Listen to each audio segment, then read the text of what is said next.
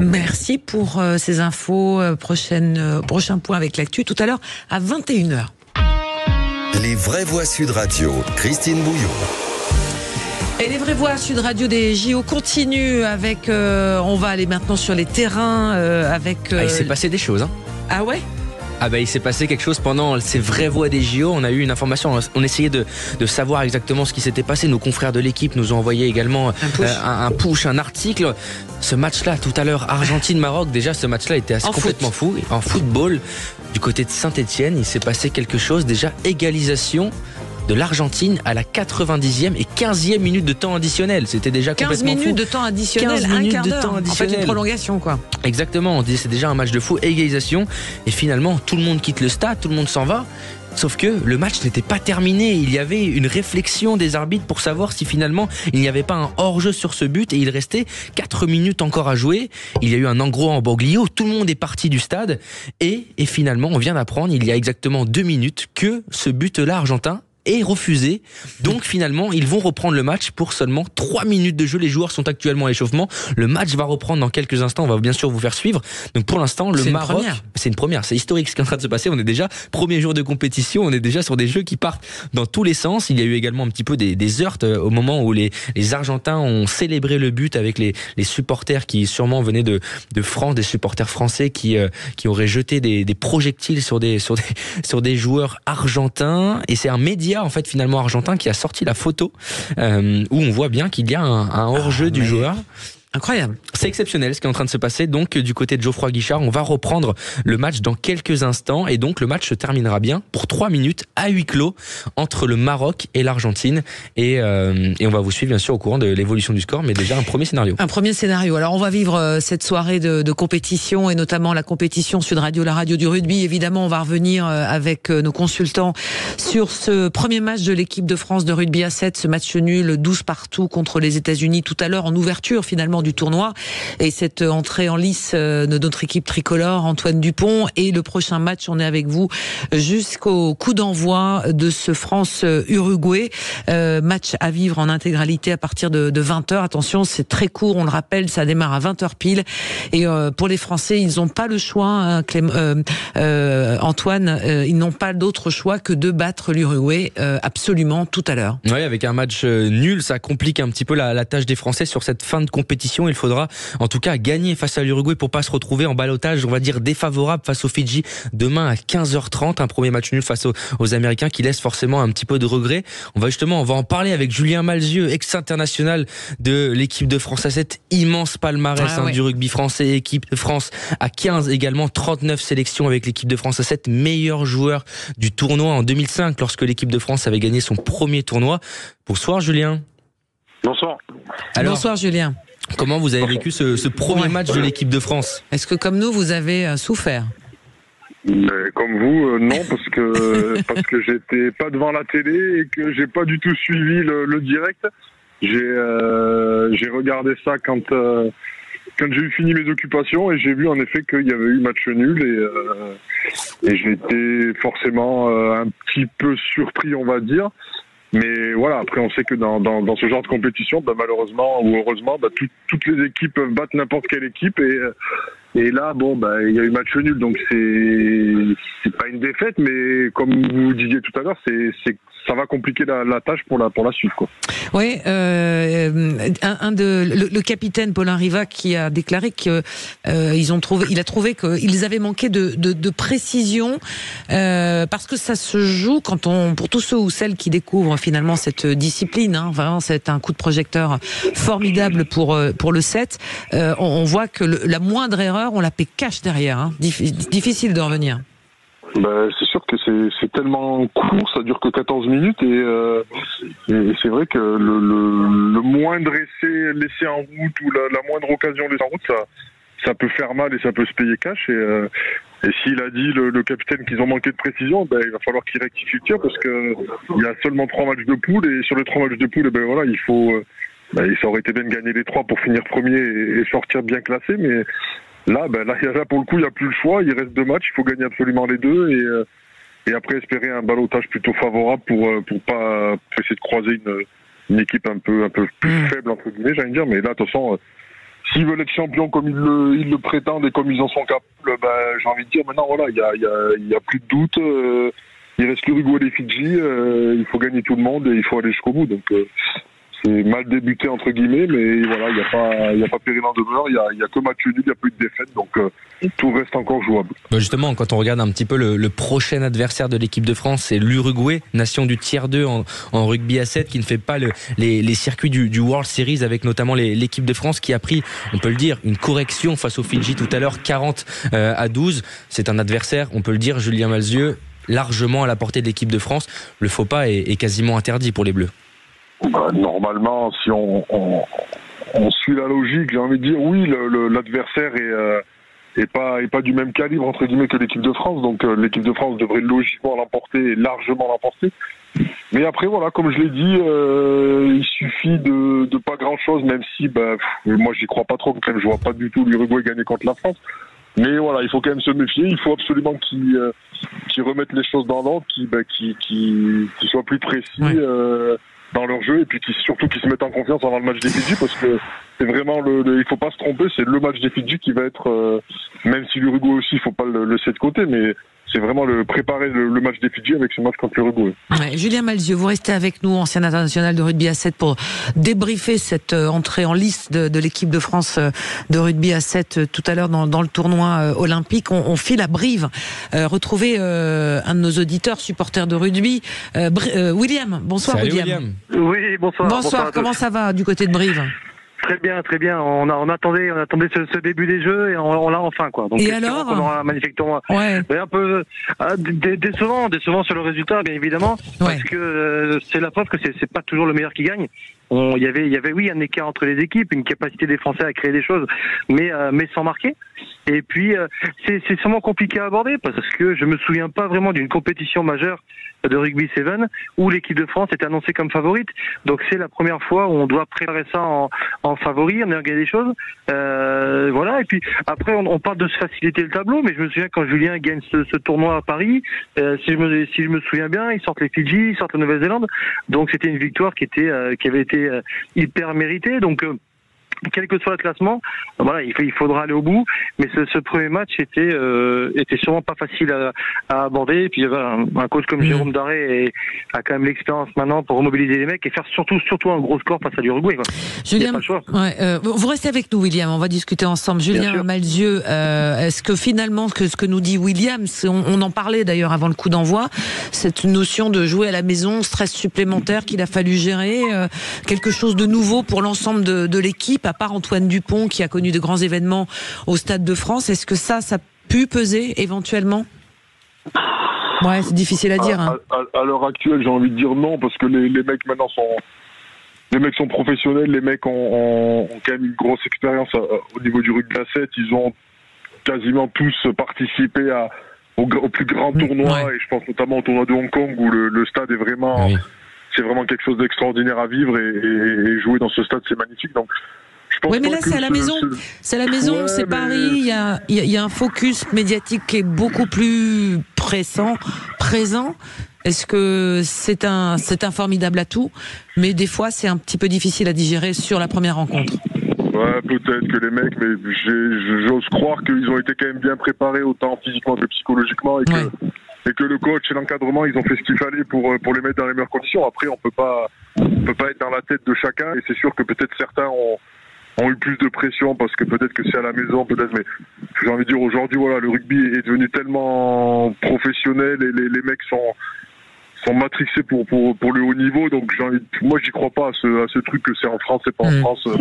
Moi je pense que voilà, ils l'ont peut-être vu un peu, ils sont peut-être vu un peu trop facile, et j'ai lu d'ailleurs je sais plus dans quel article, je sais plus quel joueur disait que il redoutait vraiment les Fidji, mais que les deux dans les équipes ça devrait aller, notamment les États-Unis qui avaient une défense plutôt faible, et j'avais trouvé ça un peu déplacé au vu de cette équipe des États-Unis qui est pas ridicule non plus. Et voilà, moi je pense pas qu'il y ait un effet psychologique après. Voilà, les mecs, il faut qu'ils se mettent dans la tête que c'est une compétition très très courte. Ça va en 2 jours, ça va être ça va être même, puisque demain, le match des Fidji, ça va sceller la suite. Donc là, voilà, il n'y a pas de question à se poser. J'ai envie de dire, il y a 3 matchs à jouer, 3 matchs à gagner, et après, on fait compte après. Mais s'ils commencent à avoir de la pression parce que ça joue en France, parce que, oui, de par leurs précédents résultats, on a envie qu'ils soient champions, mais voilà, il faut pas griller les étapes, et ça serait la pire des choses à faire de se voir champion avant de l'être, quoi. Oui, William, ce tournoi à la maison, c'est quelque chose qui est un peu nouveau. Vous les avez trouvés sereins? Vous les avez trouvés Moi, je les ai trouvés très en jambes. Par contre, je les ai trouvés au-dessus des Américains, surtout. On va plus vite, on attaque plus fort, on défend plus fort, mais ce qui compte au final, c'est le score. Je les ai trouvés plutôt très bien, mais c'est hyper intéressant ce qu'a déclaré le joueur. Comme je viens, je sais pas qui est l'auteur de cette interview, mais c'est exactement ça. C'est-à-dire qu'aujourd'hui on est plus ou moins favori. Comment on gère ça? Est-ce qu'on gère ça en ayant peur de tout le monde, en se disant on va rouler sur tout le monde, on oublie les résultats de l'année, ou est-ce qu'on se dit à des moments on est un petit peu au-dessus? Donc c'est exactement cette gestion, comment on aborde les choses. À domicile, ça change pas grand-chose, mais avec cette étiquette de favori, c'est surtout cette partie-là, je trouve la plus difficile. Par contre, on a beaucoup joué, on a beaucoup entrepris, et je suis persuadé que c'est la meilleure solution pour éviter de douter, d'entreprendre. Mais justement, ce statut de favori, c'est quelque chose de nouveau pour l'équipe de France. C'était Julien qui justement en était le témoin, parce que c'était en 2005, la dernière fois que l'équipe de France avait gagné un tournoi sur le World Series. Est-ce que vraiment Jérôme Daré positionne ses joueurs, plus pour Julien et après pour William, est-ce que vraiment Jérôme Daré a entamé le discours pour dire à ses joueurs qu'il venait en tant que favori ou plutôt outsider? Un peu, peut-être, je sais pas trop. Je suis pas dans sa tête, mais je pense qu'il est plus dans la peau d'un favori que d'un outsider. Après, comme tu dis, nous, 2005, c'était un exploit. On sort quasiment jamais des poules, parce qu'on a des poules énormes. On fait 2-3 phases finales, mais c'est une fois tous les 4-5 tournois. Et là, ce tournoi-là, c'était le bon jour, les étoiles étaient bien alignées, tout allait bien. Et on n'a jamais été dans la peau, entre guillemets, de favoris comme eux peuvent l'être, parce que de par leurs derniers résultats, ils accédaient quand même aux demi-finales régulièrement, aux finales régulièrement. Après, ils ont eu la chance, avec l'apport d'Antoine Dupont, de gagner un tournoi. La semaine avant, ils avaient fait une finale.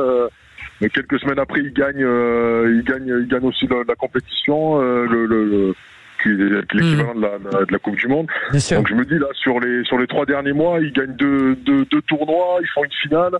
Donc oui, forcément, ils font partie, entre guillemets, des favoris. Après, ils sont pas les seuls, mais c'est sûr que là, ils peuvent pas se dire on est dans la peau d'un outsider. Moi, en tout cas, je le vois pas comme ça. Messieurs, si vous le voulez bien, Julien Malzieu, ancien international de rugby à 7, William, auditeur fidèle, fan de rugby du côté de Brive, vous restez avec nous, on va s'arrêter un court instant, on va aller faire un tour du côté du Stade de France pour reprendre l'ambiance avant le redémarrage des matchs de la soirée avec notre reporter, et on se retrouve tous ensemble. Ce sont les vraies voix des JO qui continuent jusqu'au match de l'équipe de France face à l'Uruguay. Sud Radio, c'est la radio du rugby, on le rappelle quand même, puisque même si c'est les JO, c'est aussi la radio du rugby. À tout de suite. Sud Radio. Sud Radio. Parlons vrai. Parlons vrai. Sud Radio. Parlons vrai. En vidéo sur notre chaîne YouTube Sud Radio. Parlons vrai. Les vraies voix Sud Radio. Christine Bouillon. Avec Antoine Mazer, on continue, on est ensemble jusqu'au coup d'envoi de ce France-Uruguay, cette équipe de France qui va tenter de décrocher une victoire, sa première après son match nul tout à l'heure contre les États-Unis. C'était au Stade de France, vous l'avez suivi en direct sur Sud Radio. France-Uruguay, coup d'envoi à 20h à vivre en direct et en intégralité sur notre antenne. On est toujours avec Julien Malzieu, qui est un ancien international, William, auditeur fidèle du côté de Brive, mais on va tout de suite au Stade de France retrouver notre reporter Clément Arion. Clément, qu'est-ce qui se passe actuellement au Stade de France sous vos yeux? Bien, les matchs ont repris et puis c'est la fin d'Australie-Kenya. Victoire 21-7 des Australiens. Pas vraiment de difficulté sur cette rencontre pour eux. Victoire facile. J'ai pu discuter avec des supporters français à la pause et ils sont un petit peu inquiets, figurez-vous, un petit peu stressés parce que vraiment on a vu les Fidji écraser l'Uruguay. On sent que les Fidji sont peut-être un petit peu au-dessus dessus sur ce tournoi. On va les jouer demain, donc vraiment il va falloir gagner contre l'Uruguay et c'est un peu ce que tout le monde pense ici au Stade de France. Ouais, à suivre, évidemment, c'est le match que tout le monde attend. Mais avant ça, il y a le step de l'Uruguay à franchir. On vous retrouvera tout à l'heure, Clément, pour juste avant le coup d'envoi. Dernière question avec vous avant de vous libérer, Julien Malzieu. Pour le très grand public qui connaît le rugby à 15, quelle formidable vitrine que ces Jeux Olympiques à Paris pour votre sport, pour le 7.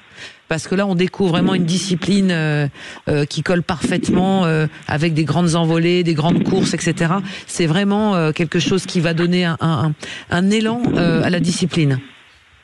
C'est vrai que déjà que quand le rugby à 7 est rentré aux Jeux Olympiques il y a quelques années, c'est sûr que ça a déjà été un premier pas, j'ai envie de dire, pour la découverte de ce sport aux yeux du grand public. Mais là, le fait que ce soit en France et que forcément, médiatiquement parlant, ça soit beaucoup plus présent et qu'il y ait beaucoup plus ça soit beaucoup plus visible entre guillemets dans les différents médias. J'ose espérer que voilà, beaucoup de personnes vont regarder le rugby à 7 et vont regarder le tournoi. Et je pense qu'ils vont se rendre compte que c'est un sport extraordinaire et que on s'ennuie jamais, que voilà, c'est pas, même si dans le rugby à 15, j'ai pas envie de dire qu'on s'ennuie, mais par moment les phases de jeu, ça met du temps à se mettre en place. Il y a les mêlées, il y a les touches, ça prend du temps, on perd du temps, il y a des arrêts de jeu. Alors que le rugby à 7, ce qui est bien, c'est que c'est très court et qu'il y a des essais partout, ça court de partout, il y a des espaces, donc on n'a pas le temps de s'ennuyer. Et puis surtout, voilà, on a la chance de voir des petites nations avec des joueurs extraordinaires et on peut découvrir les futurs talents de demain. Il va y avoir du monde dans les clubs, je peux vous le dire. Il y a des gamins qui vont aller taper à la porte du 7 dans les clubs, ça c'est certain, sûr et certain. On verra ça à l'issue du tournoi. À propos de cette médiatisation, il y a quelqu'un qui a réagi, Antoine. Bah oui, c'est Jean-Marc Lermé ce matin dans l'émission de Joseph Ruiz, on va y arriver, qui en parlait. On avait la chance d'avoir le vice-président de la Fédération française de rugby, Joseph Ruiz, lui a posé la question justement, qu'est-ce que ça va représenter le rugby à 7 en France et au Stade de France? On l'écoute. Le 7 est une activité, c'est vrai, un peu à part dans le grand univers du rugby français et qui a eu du mal jusqu'à présent à s'épanouir à l'ombre de son grand frère le 15. Quelques joueurs emblématiques qui l'ont rejoint et qui permettent justement que les projecteurs se tournent un peu plus vers cette activité. En tout cas, c'est un jeu aujourd'hui qui est en plein boom et qui apporte une forme de fraîcheur à l'activité rugby qui c'est vrai, fait du bien. Fraîcheur, voilà. Oui. Oui, il y a beaucoup de minots. Julien Malzieu, merci beaucoup. On vous libère pour aller voir le France-Uruguay, tranquille. Ça marche. Un petit devant prono, la télé. peut-être. Un petit prono, oui.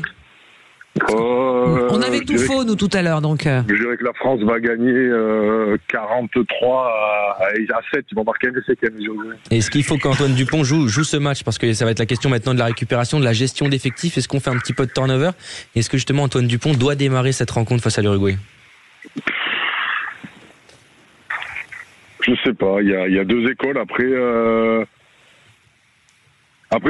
c'est sûr qu'Antoine Dupont, il apporte, je pense, quelque chose autant sur le terrain que psychologiquement au niveau de l'équipe. Et je pense pas qu'il y ait besoin de lui sur ce match. Donc après, le coach, je sais pas trop comment il va gérer ça, mais c'est sûr que derrière, après, il va y avoir les Fidji. Ça va être un tout autre morceau. Donc peut-être le laisser sur le banc et puis après, voilà, peut-être le faire gambader un peu sur la fin de match si le score est plutôt ouvert et qu'ils prennent du plaisir avec les mecs sur le terrain. Ouais.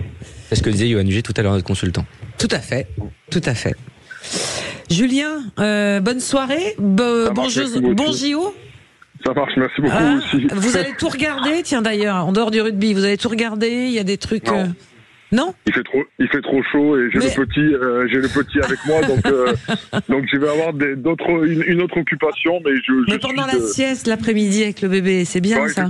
Il fait plus de sieste maintenant, il est trop grand. Il est trop grand, il faut s'en occuper. C'est ça. Allez. Donc je vais regarder ça quand même tout ce que je peux et puis je vais me mettre les trucs vraiment intéressants à regarder. En replay, sinon. Allez, Okay. merci. Et bel été à vous, Julien Malzieu. Merci d'être passé nous voir sur Sud Radio pour débriefer donc ce premier match du set de France des settistes de l'équipe d'Antoine Dupont pour leur match d'ouverture face aux États-Unis. William, qui est toujours avec nous depuis Brive. William, on parlait avec Julien. Est-ce qu'il faut remettre Antoine Dupont? Vous le remettriez tout de suite dans la composition, William? Ouais, je le remettrai. Pas parce qu'on en a besoin, mais c'est quelqu'un qui individuellement, puis au sein du club où il évolue, a cette habitude de la gagne, quoi. Cette habitude de gérer les événements. Là, il y a un mini couac. Sur le premier match, on n'a pas perdu, donc on a encore envie. Mais il a quand même cette habitude, cette routine de la victoire.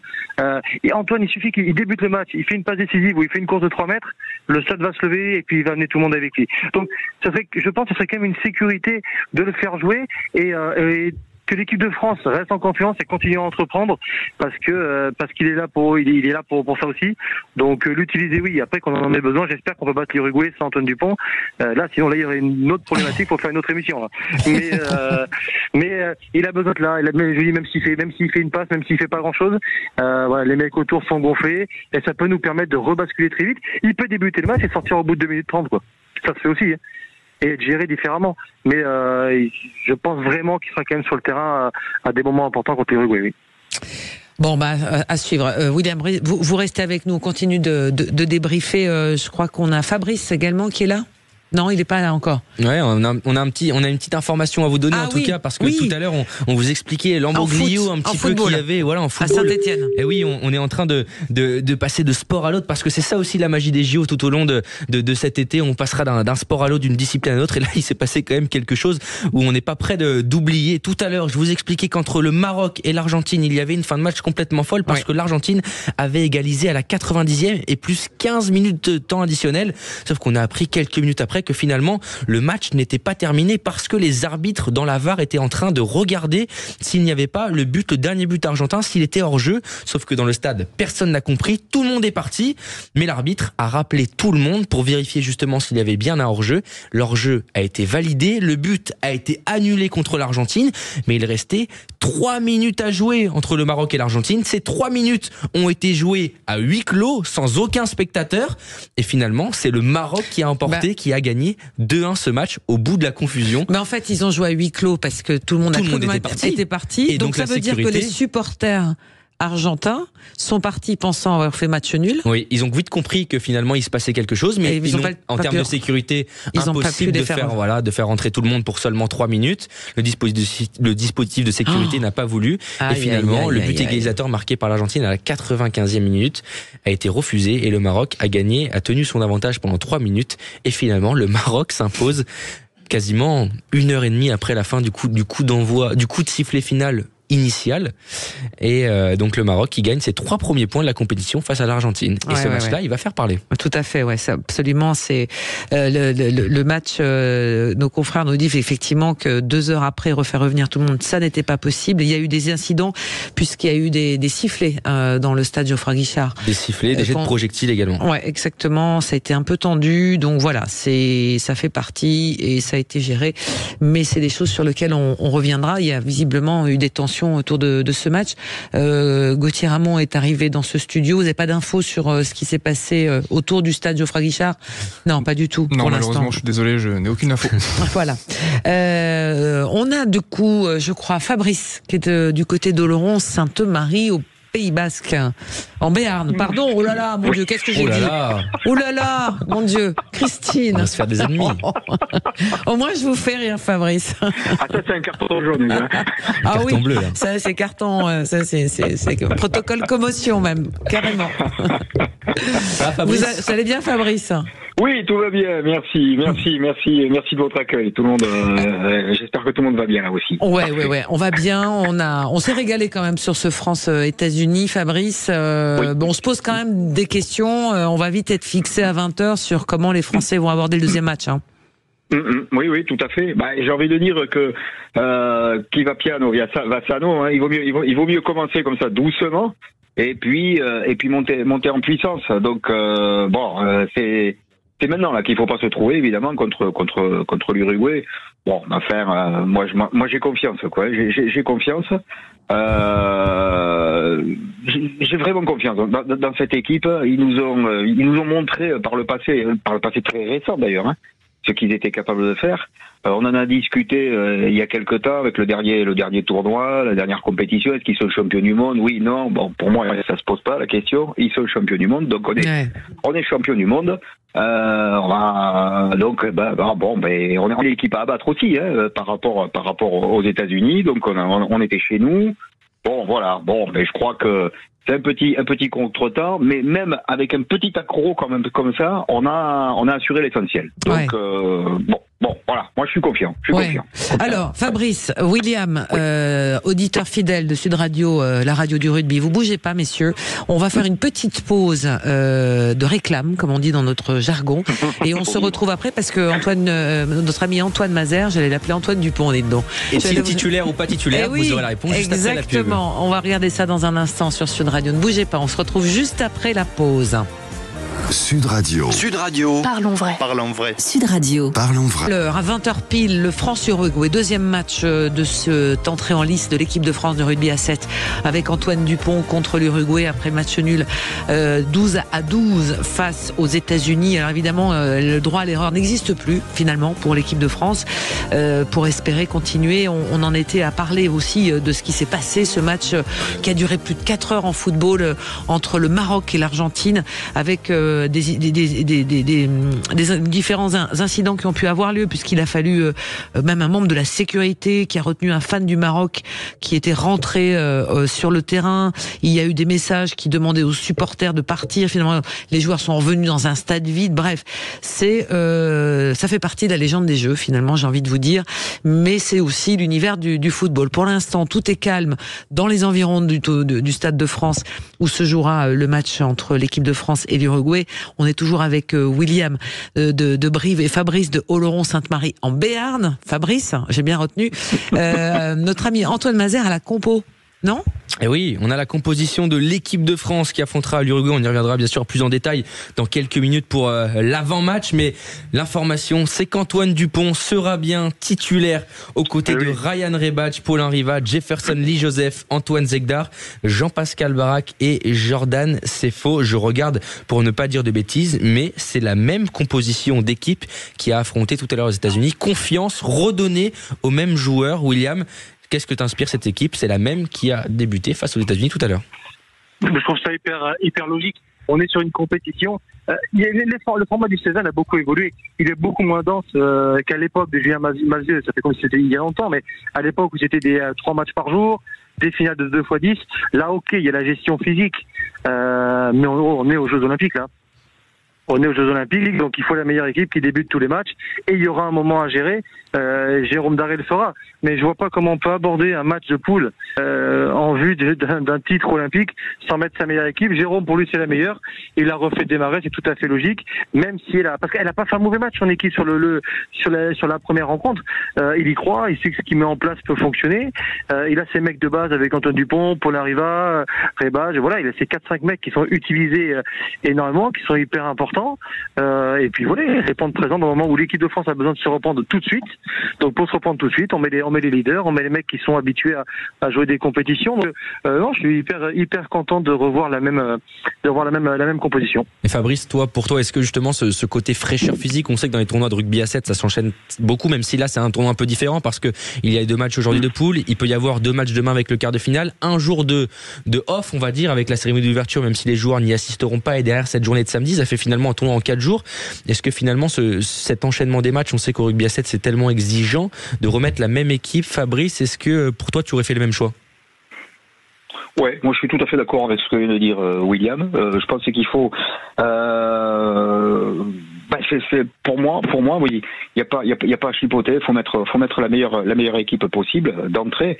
D'autant plus avec le petit contretemps qu'il y a eu au niveau score, hein, au niveau du nul concédé contre les Américains, on n'a plus le choix, quoi. Donc maintenant il faut pas réfléchir. Et puis il y a une osmose, il y a une histoire à écrire tous ensemble. Non. Moi, je crois que c'est une façon aussi de faire confiance à ces gars-là aussi, hein, et de leur dire bon ben voilà quoi. Ça s'est pas passé comme on aurait voulu sur le plan comptable face aux Américains.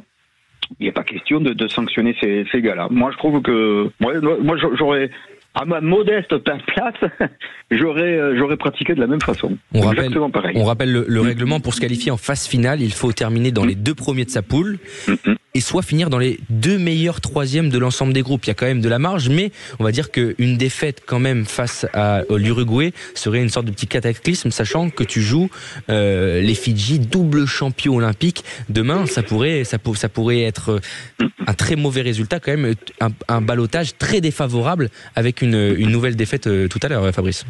Ah oui, absolument. C'est pour ça. Donc, ce match-là, on n'a absolument pas le droit de se trouver. C'est le match de la qualification, quoi. C'est vrai. C'est un 8e. C'est quasiment un 8e. Voilà, c'est ça. Donc, est-ce qu'il faut mettre la meilleure formation pour un match, pour un 8e de finale? Bah oui, la réponse est oui. Ouais. Donc, pour moi, il n'y a pas d'hésitation possible. Ouais, parce qu'après il y a la soirée, la nuit pour récupérer pour les Fidji, et puis les Fidji seront une autre paire de manches. Et la motivation, ils ont cartonné peut-être, mais on sera aussi dans un. Si on passe l'Uruguay en se rassurant et en étant loin devant, avec des capacités de se dire, bah ça y est, on a fait le job en ouverture. Demain, c'est une autre histoire. En sachant que pour les Français dans leur tête, les Fidji restent quand même si les Français sont présentés comme favoris, c'est quand même le monstre fidjien qu'il va falloir aller chercher. Je pense que ça sera une toute autre compétition dans leur tête demain. Enfin moi c'est comme ça que je vois les choses. Hein. William. Oui, pardon. Oui. J'ai envie de dire aussi que avec les résultats de la première journée, quelque part. Il y a des choses qui ont bougé et pour moi maintenant on peut dire messieurs les Fidjiens, c'est vous les favoris, hein. C'est vous les favoris absolument. De la poule. Le chapeau de favori peut changer de tête et du coup ça enlève une forme de pression aussi aux Français qui se retrouvent dans cette position qu'ils affectionnent aussi, hein, d'être celui le petit qui doit aller bousculer le gros. Antoine, on a du monde encore qui arrive. On est en direct du Stade de France avec Sacha Vallot, ancien international de l'équipe de France A7, joueur de Vannes qui va monter en top 14. Sacha, comment est l'ambiance au Stade de France et tu as pu assister au match avec tes anciens coéquipiers, comment ça s'est passé? Bonsoir Antoine, bonsoir à tous. Bonsoir Sacha. Écoutez, une ambiance exceptionnelle, un Stade de France plein à craquer, une ambiance quand les Bleus jouent qui donne la chair de poule et qui m'a personnellement fait trembler les jambes, donc on espère que ce deuxième match sera un petit peu plus accompli, mais en tout cas, on a confiance en l'équipe de France et on va pousser derrière. Oui, Sacha, vous dites ça m'a fait trembler les jambes. Est-ce que vous aviez imaginé un jour, tous, joueurs de 7, vivre cet instant-là? À jouer au Stade de France, non. Je vous avoue que j'aurais peut-être continué ma carrière de rugby à 7 si j'avais su que les JO se joueraient au Stade de France pour l'épreuve de rugby à 7. Mais non, c'est magnifique, c'est une superbe fête.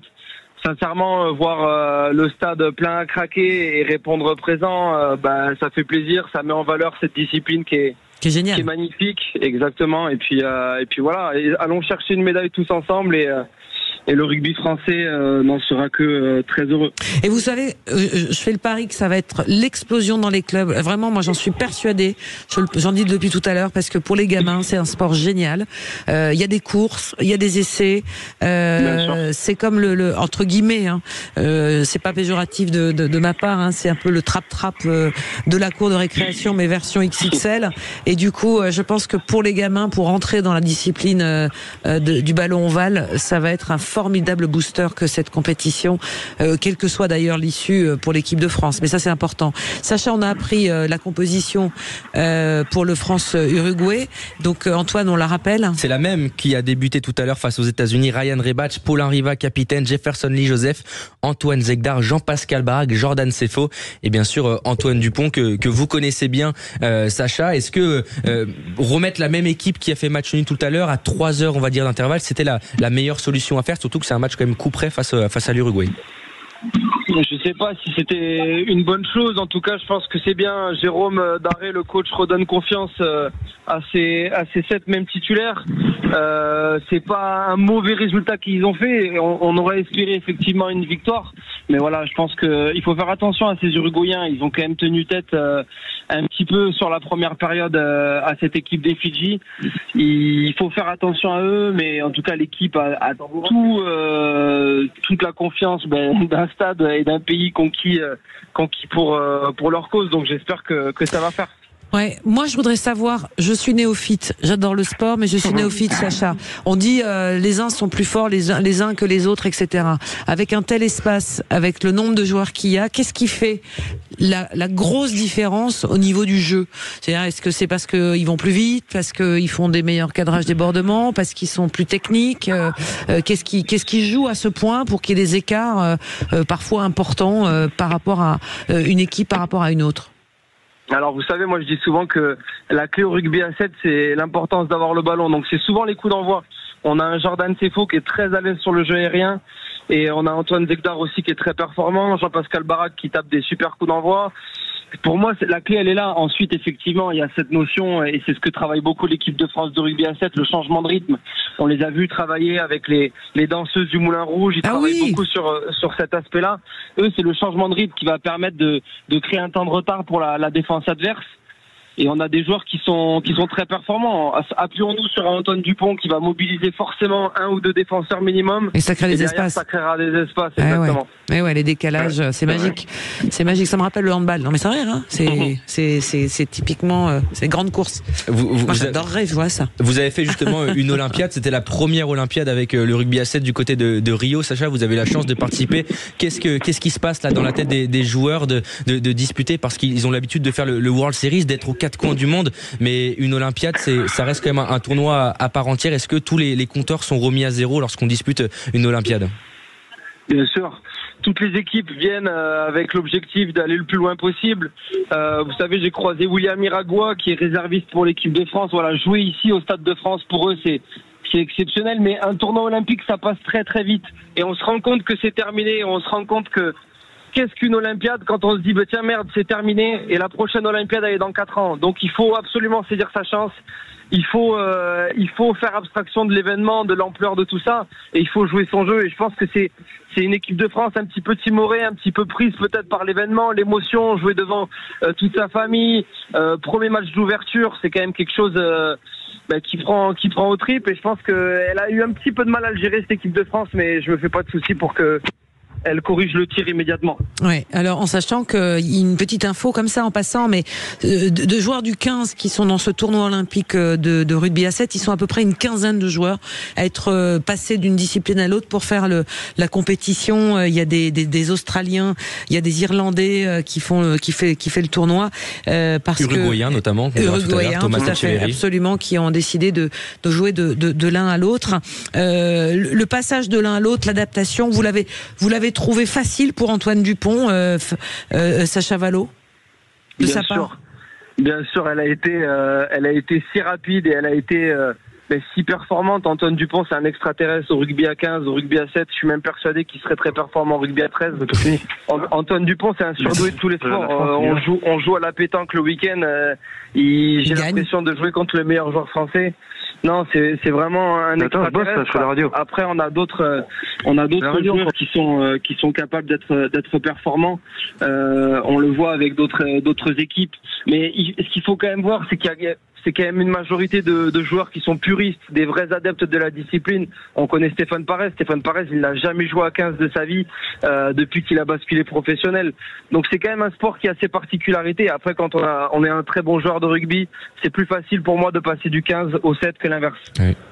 C'est plus facile de passer du 15 au 7 que l'inverse. D'accord. Exactement. Et oui, parce qu'on doit être quoi? C'est quoi la difficulté de remonter? Le jeu est simplifié au rugby à 7, c'est-à-dire que c'est du rugby, il y a des espaces, c'est plutôt simple. Moi qui ai fait quasiment toute ma carrière en rugby à 7, j'ai bien mis 1 an et demi avant de me réhabituer au rugby à 15, à tous ces lancements, toutes ces spécificités, ces temps de jeu qui sont préparés en amont.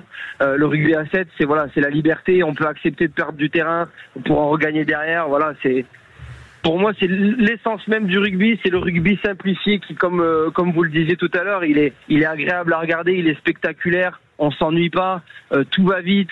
On prend pas de temps pour jouer les pénalités. Le but, c'est d'emballer le match, de faire exploser son adversaire. C'est ça la beauté du rugby à 7. Et dites-moi, vous faites combien chacun au 100 mètres en moyenne? Ça dépend. Il y en a des plus rapides que d'autres. On a par exemple un Jefferson Lee Joseph qui lui va très très très vite. Après, 37 km/h, je crois. Ouais, 37 km/h. On a quasiment que des joueurs qui sont sous les 11 secondes. Donc donc ça va vite. Ah ouais. C'est monstrueux. Il pourrait quasiment faire partie de l'équipe de France d'athlètes. Hein. Oui, la plupart, ouais. Ouais. Et au niveau préparation, parce qu'on a vu quelques reportages et fait autour de la préparation du 7, on voit que la notion de gestion de l'intensité dans la course et dans l'effort sur les 7 minutes, on va taper vraiment très très haut au niveau cardiaque. Hein. Ah oui, le rugby à 7, c'est le deuxième sport collectif le plus dur du monde après le football australien. C'est un sport extrême, c'est une discipline très dure. Il faut aimer se faire mal, il faut aimer avoir le goût du sang dans la bouche, il faut aimer faire des séances d'entraînement en ayant envie de vomir à la fin. On disait nous à l'époque que c'était un sport un petit peu maso, mais c'est vrai, parce que ce sport il est tellement dur. Mais Sacha, il faut tellement se faire mal. Ouais, mais se faire mal, mais on a l'impression qu'il y a quand même, il est moins traumatisant que le 15. Sur le plan physique. Il est moins traumatisant sur les impacts. Par contre, je peux vous dire que quand vous courez à 36 km/h et que vous faites plaquer par derrière, je peux vous dire que les articulations, parfois, il y a des grosses douleurs, il y a des grosses blessures, il y a aussi des croisés, il y a beaucoup d'entorses très régulièrement.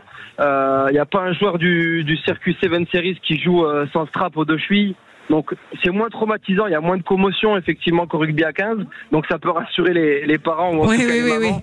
Moi je sais que ma maman préférait quand je joue au rugby à 7 que quand je joue au rugby à 15. Je la comprends, je veux bien la croire, Sacha. Bon, merci beaucoup Sacha, vraiment merci beaucoup Sacha Vallot depuis le Stade de France, on vous libère. Et à demain. Il viendra avec nous. Avec grand plaisir. On sera ravis de vous accueillir évidemment dans les locaux de Sud Radio pour suivre ce match-là, mais belle soirée à vous, profitez, vous nous raconterez tout ce que vous vivez là-bas au Stade de France pour cette ouverture du tournoi de rugby à 7, ce tournoi du tournoi olympique. On va retrouver aussi Fabrice et William, nos deux auditeurs, un du côté d'Oloron, l'autre du côté de Brive. Et puis une petite info toujours autour du football avec vous, mon cher Gauthier Ramon. Il y a quelqu'un qui est pas content et il l'a fait savoir sur les réseaux sociaux, si j'ai bien compris. Oui, tout à fait. Après la réaction de Javier Mascherano, le sélectionneur de l'Argentine pour les JO, qui estime que c'est le plus grand cirque qu'il a vu de sa vie. Le footballeur et la légende Lionel Messi a également réagi sur Instagram en postant uniquement une story en mettant insolite avec un fond noir. Donc autant dire qu'à 2 jours de l'ouverture des JO, c'est déjà très électrique. Voilà. Le ton est donné. C'est ça. Ça ne doit pas rigoler du côté de Buenos Aires. Merci beaucoup. On se retrouve juste après la pause. À tout de suite. Sud Radio. Parlons vrai. Parlons vrai. Sud Radio. Parlons vrai. Sud Radio. Parlons vrai. Christine Bouillon. Allez, il reste moins de 10 petites minutes avant le coup d'envoi de ce France-Uruguay. On vous rappelle le contexte. Ce match, la France ne peut pas le perdre absolument dans le tournoi après son match nul contre les États-Unis en ouverture de son tournoi olympique 12-12 contre les USA. Ça, c'est important. Et pour la composition, on prend les mêmes et on recommence. Le coach d'Arrêt a décidé de faire confiance à la même équipe pour démarrer contre l'Uruguay. C'est un indicateur important. Fabrice du côté de Oloron, William du côté de Brive. On a posé la question tout à l'heure à Julien Malzieu. Quel prono pour vous deux? On commence avec vous, Fabrice. Victoire de l'équipe de France. Je pense que il vous faut un score. Ah bah bien sûr, parlons vrai sur Sud Radio. On s'est tous trompés tout à l'heure, donc. Bon, allez. Julien Malzieu, il a dit 43-7. Mince. M'arrange pas, je voulais dire 42-7. Eh ben, on peut.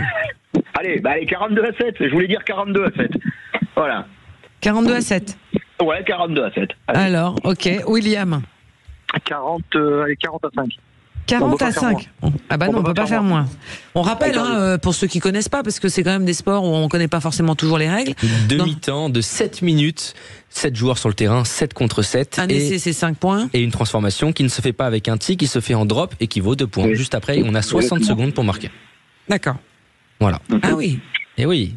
C'est pour ça que ça va vite. Ça va très très vite. Et juste pour qu'on parle des pronos, les 2 derniers matchs qui se sont joués en 2023 entre la France et l'Uruguay, je vous donne juste les petits scores. 17-14 pour l'équipe de France, victoire de 3 points l'année dernière, et 26-12 également en 2023. C'était du côté de Singapour et l'équipe de France qui avait eu du mal à se défaire de l'équipe uruguayenne.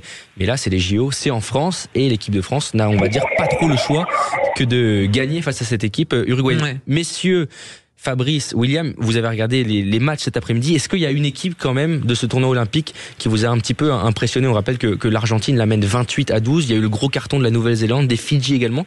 Quelle équipe pour l'instant vous impressionne, vous séduit dans cette compétition? Je suis content de voir l'Irlande attaquer de belle manière les jeux. C'est une équipe qui était en construction pendant des années, qui a démarré tout en bas des échelons européens, se qualifiant sur toutes les petites compétitions. Ils ont une génération qui a la trentaine maintenant, donc ils vivent peut-être ces derniers jeux. Et je les ai trouvés très forts sur la capacité justement à garder le ballon, à rester calme, un peu comme fait leur équipe à 15. Ils ont gagné 10-5 face à l'Afrique du Sud. Ouais, c'est une équipe d'Afrique du Sud, alors qui est peut-être pas rayonnante en attaque. Par contre, qui défend très fort. Qui est repartie sur ce qu'elle faisait il y a une dizaine d'années quand elle secouait un peu tout le monde sur la planète Seven. Et donc c'était un match pas facile parce qu'il rentrait dans le tournoi avec aussi l'étiquette de favori. Et je les ai trouvés très intéressants, cette capacité vraiment à garder le ballon, à pas s'affoler. Et Terry Kennedy là, qui est de retour aussi. Donc vraiment une équipe en plus qui est hyper sympa sur les tournois, hyper agréable d'avoir joué et ce qu'ils font, ça a du sens depuis 10 ans. Donc très content pour eux. Ouais, d'accord. Ok. Et toi, Fabrice? Moi, je vais pas être très original. J'ai été évidemment les Fidjiens, quoi. Les Fidjiens qu'on retrouve un petit peu. 40-12. Même si on les a pas trop perdus, hein. Mais bon, les Fidjiens, j'ai envie de dire égaux à eux-mêmes, quoi. Hein, qui ont de toute façon dans leur culture la mentalité, voilà l'envie de jouer, etc., qui colle parfaitement au 7, quoi. Qui des fois leur joue des petits tours au 15, mais qui colle parfaitement au 7. La seule chose que j'ose espérer, c'est que bien souvent dans ces tournois comme ça, dans ces phases finales, les équipes qui démarrent très très fort, elles vont pas au bout. Voilà. Donc je me dis que voilà. Et donc je me dis ils m'ont fait une belle impression. C'est très bien. Comme ça ils iront pas au bout. Et comme ça, ça nous élimine. Et ils sont quand même double champion olympique quand même. Ils ont un triplé à aller chercher historique. Hein. Ouais, justement. Oui, non, mais justement, voilà. Mais bon, allez, on va dire que, comme je disais tout à l'heure, quoi. Je pense que peut-être que la France va la jouer sur mode diesel, quoi. Et, par rapport au moins au résultat, hein, je parle pas du contenu. Et va monter en puissance, et que peut-être, de toute façon, les Fidjiens, de toute façon, ils étaient déjà. Ils nous enlèvent cette pression de favoris. Ils seront encore plus l'équipe à abattre, quoi. Voilà. Et ça je pense que ça va rebattre les cartes. Et c'est important. Donc moi, j'ai vraiment envie de mettre le focus sur eux pour leur mettre une pression maximale, quoi. Franchement, je pense que ça peut être que bénéfique pour nous, quoi. Ouais. Et puis, moi, j'attends avec impatience. On peut pas ne pas être champion du monde. Champion olympique. On est déjà champion du monde. Non, mais vous allez voir pourquoi j'ai dit ça. Allez-y. Parce que en 4 mois, Antoine Dupont peut réussir quelque chose que personne n'a jamais réussi. Ça serait champion de France, champion d'Europe, champion du monde, champion olympique. Mais là, il a fini le jeu. Il a fini le game. Voilà. Et en 4 mois, c'est du jamais vu. Écoutez. Allez. Et Fabrice, là, il devient président de la République. Fabrice. Mais je vais vous dire. Moi, quand j'étais jeune, j'adorais Gottlieb. Il avait un personnage, c'était Super Dupont. Il me fait revivre. Est-ce que Antoine Dupont devrait être remboursé par la sécurité sociale, Fabrice? C'est toi qui le dis. Mais complètement. Oh et reconnu d'utilité générale. Bon, Fabrice, on vous remercie beaucoup. Bon tournoi des JO, bon JO, parce que peut-être que vous allez tout regarder. Il y en a comme ça qui attendent ça avec impatience. Il y a 15 jours de compétition à regarder. Vous faites partie de cela? Non, Christine, mais je vais vous faire plaisir. Moi, mes deux sports fétiches, c'est le rugby et le hand. Ah bah ça commence demain le hand. Il y a un France-Hongrie chez les dames demain. Je peux vous assurer qu'il faut pas rater ça.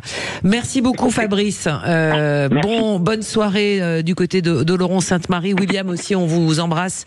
Merci beaucoup et on va effectivement faire une petite pause pour pouvoir suivre le direct de cette première de ce France-Uruguay qui va démarrer dans un petit peu moins de 4 minutes. Et oui, on est proche, les joueurs vont arriver. On s'arrête et on va aller au Stade de France et suivre ce France-Uruguay tout de suite. Sud Radio. Parlons vrai. Sud Radio. Parlons vrai. Sud Radio. Parlons vrai.